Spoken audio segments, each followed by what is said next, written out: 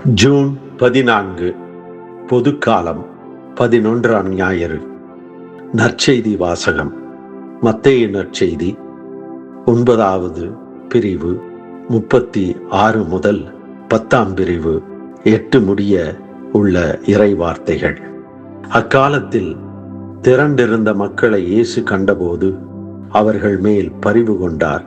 அவர்கள் ஆயரில்லா ஆடுகளைப் போல அலைகழிக்கப்பட்டு சோர்ந்து காணப்பட்டார்கள். அப்பொழுது அவர் தம் சீடரை நோக்கி, அறுவடை மிகுதி, வேலையாள்களோ குறைவு. ஆகையால் தேவையான வேலையாள்களை தமது அறுவடைக்கு அனுப்பும்படி அறுவடையின் உரிமையாளரிடம் மன்றாடுங்கள் என்றார். இயேசு தம் சீடர் 12 தம்மிடம் வரவழைத்தார். தீய ஆவிகள் ஓட்டவும் நோய் நொடிகளை குணமாக்கவும் அவர்களுக்கு அதிகாரம் அளித்தார். அத்திருத்தூதர் 12 பெயர் பின்வருமாறு: முதலாவது பேதுரு என்னும் சீமோன், அடுத்து அவருடைய சகோதரர் அந்திரேயா, செபதேயுவின் மகன் யாக்கோபு, அவருடைய சகோதரர் யோவான், பிலிப்பு, பர்த்தலமேயு, தோமா, வரி தண்டினவராகிய மத்தேயு, அல்பேயுவின் மகன் யாக்கோபு, ததேயு, தீவிரவாதியாயிருந்த சீமோன், இயேசுவை காட்டிக் கொடுத்த யூதாஸ் இஸ்காரியோத்து. இயேசு இந்த 12 அனுப்பிய போது அவர்களுக்கு அறிவுரையாக கூறியது: பிற இனத்தாரின் எல்லா பகுதிக்கும் செல்ல வேண்டாம். சமாரியாவின் நகர் எதிலும் நுழைய வேண்டாம். மாறாக வழிதவறி போன ஆடுகளான இஸ்ராயேல் மக்களிடமே செல்லுங்கள். அப்படி செல்லும்போது விண்ணரசு நெருங்கி வந்து விட்டது என பறைசாற்றுங்கள். நலம் குன்றியவர்களை குணமாக்குங்கள். இறந்தோரை உயிர் பெற்றழச் செய்யுங்கள். தொழுநோயாளரை நலமாக்குங்கள். பேய்களை ஓட்டுங்கள். கொடையாக பெற்றீர்கள், கொடையாகவே வழங்குங்கள். தன் வாழ்வின் இறுதி நாட்களில் தந்தை தன் மகனை அருகில் அழைத்து, இதோ இந்த கை கடிகாரம் மிக பழையது. என் தந்தை எனக்கு கொடுத்தது. இது கிட்டத்தட்ட 250 ஆண்டுகள் பழமையான பழங்காலத்து கை கடிகாரம். இதை நான் உனக்கு கொடுப்பதற்கு முன் கடிகார கடைக்கு எடுத்து சென்று, இதை நீ விற்க விரும்புகிறாய், இதற்கு அவர் எவ்வளவு கொடுப்பார் என்று தெரிந்து வா. ஆனால் இதை விற்காதே என்றார். மகன் அவ்வாறே செய்தான். பின்னர் தந்தையிடம் வந்து, கடிகார கடைக்காரர், இது பழைய கடிகாரம், இதற்கு 200 ரூபாய் தருவதாக கூறினார் என்றான். அதை கேட்ட தந்தை, சரி, இப்போது அதை அடகு கடைக்காரரிடம் எடுத்துச் செல். அடகு எடுத்து அவர் எவ்வளவு தருவார் என்று தெரிந்து வா என்றார். மகன் அவ்வாறே செய்தான். பின்னர் தந்தையிடம் வந்து, அடகு கடைக்காரர் இதற்கு 50 ரூபாய்க்கு மேல் தர முடியாது என்கிறார் என்று தெரிவித்தான். 3வது முறையாக தந்தை கூறினார், இப்போது நகரில் உள்ள அருங்காட்சியகத்திற்கு சென்று அதன் கண்காணிப்பாளரிடம் இதன் மதிப்பை அறிந்து வா என்றார். மகன் அவ்வாறே செய்தான். அதிர்ந்து போனான். தந்தையிடம் ஓடி வந்து கூறினான், அப்பா, கண்காணிப்பாளர் இதை வாங்கி மேலும் கீழும் பார்த்து பலவித பழைய புத்தகங்களை புரட்டி ஒப்பிட்டு பார்த்தார். பின் சொன்னார், இது மிகவும் பழங்காலத்து கடிகாரம். இது ஒரு அரிய கடிகாரம். இதை 2 லட்சம் ரூபாய்க்கு வாங்கிக் கொள்கிறேன் என்றார் என்று ஆச்சரியத்துடன் கூறினார்.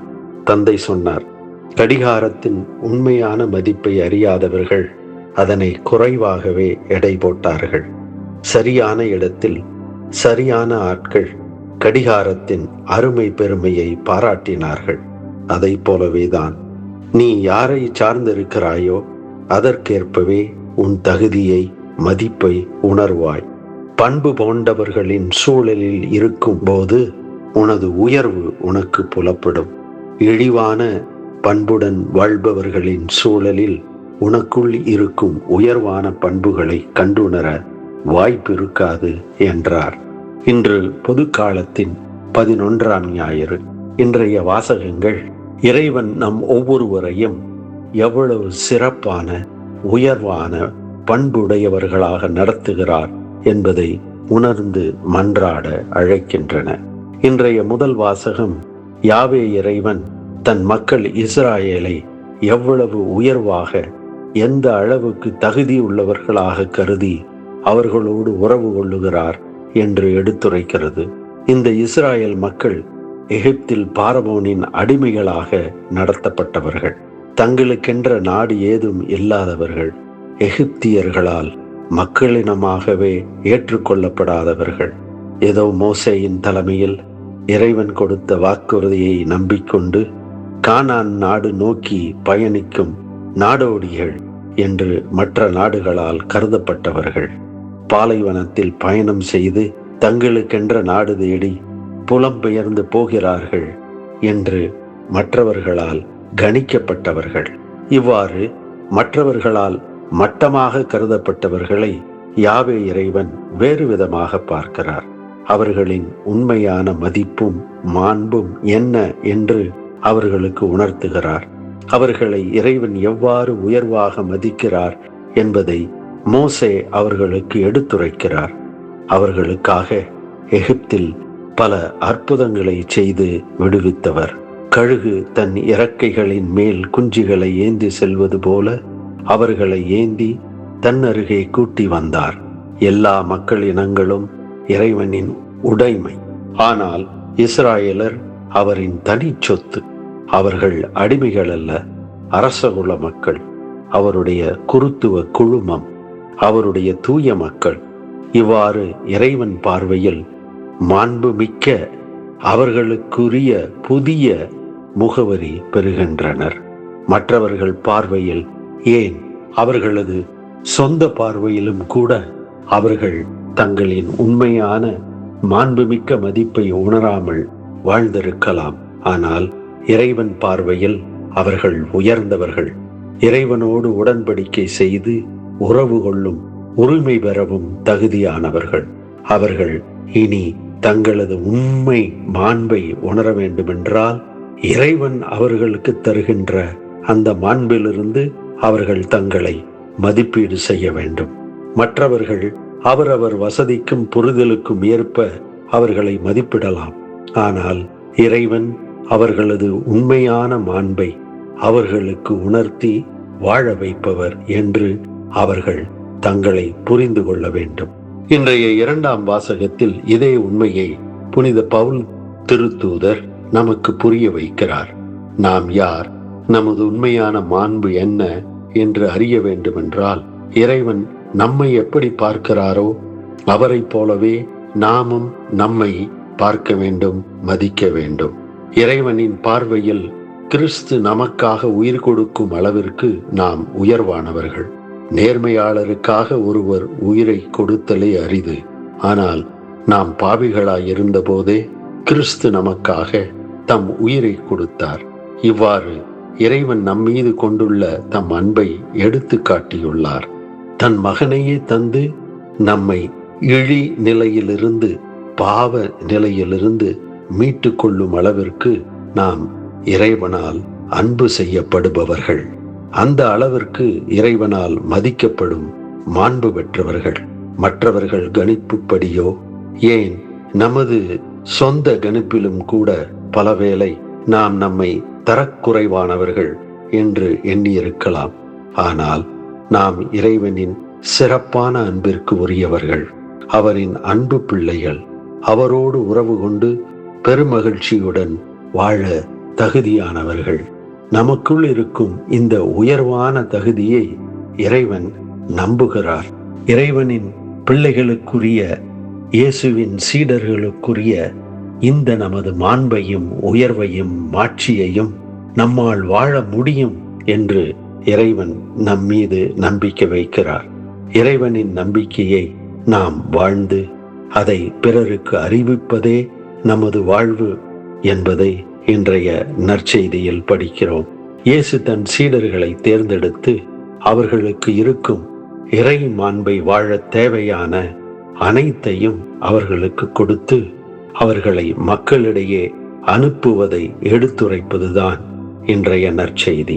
தன் சீடர்கள் எவ்வளவு திறமையானவர்கள், அல்லது தகுதியானவர்கள் என்று கணித்து எடை போட்டு அவர்களை இயேசு அழைக்கவில்லை.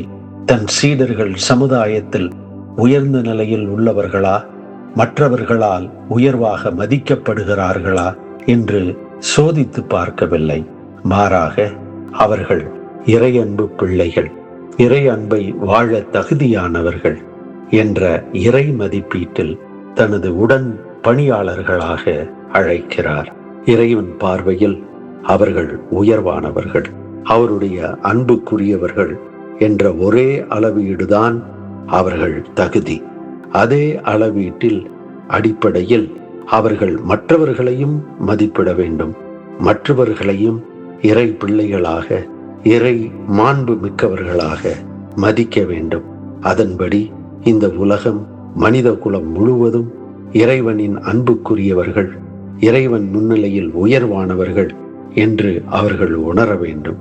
இந்த இறை பார்வையில் மனித குலத்தில் இறை அன்பையும் மனித அன்பையும் விதைத்து அறுவடை செய்யவே தம் சீடர்களை இயேசு அறுவடை பணியாளர்களாக அனுப்புகிறார். இந்த அறுவடை பணி முதலில் சிறிய அளவில் தங்களை சுற்றி, தங்களது சிறிய வட்டத்தில், அவர்களுக்கு தெரிந்தவர்களிடத்தில் ஆரம்பிக்க வேண்டும். பின்னர் இது சிறுக சிறுக வளர்ந்து இறையரசாக வளர வேண்டும் என்று அறிவுறுத்துகிறார். நாம் ஒவ்வொருவரும் நம்மை பற்றிய புரிதலை எங்கிருந்து ஆரம்பிக்கிறோம்? மற்றவர்கள் என்னை பற்றி என்ன நினைக்கிறார்கள்? மற்றவர்கள் என்னை தவறாக புரிந்து கொள்வார்களோ? மற்றவர்கள் என்னை உயர்வாக மதிக்க வேண்டுமே என்று பல எண்ணங்களுக்குள்ளும் எதிர்பார்ப்புகளுக்குள்ளும் சிக்கி கிடக்கின்றோம். இந்த சிக்கலில் இறைவன் நமக்குள் நம்மேல் வைத்திருக்கும் உயர்வான மாண்பை மழுங்கடித்து வாழ ஆரம்பித்து விடுகிறோம். நம்மில் இருக்கும் இறை மாண்பை, உயர்வை, மதிப்பை இறைவன் நம்புகிறார். அதை வாழ அழைக்கிறார். அதனை வாழ்வாக பிறருக்கும் பரவவிட நம்மை அவரது பணியாட்களாக அனுப்புகிறார்.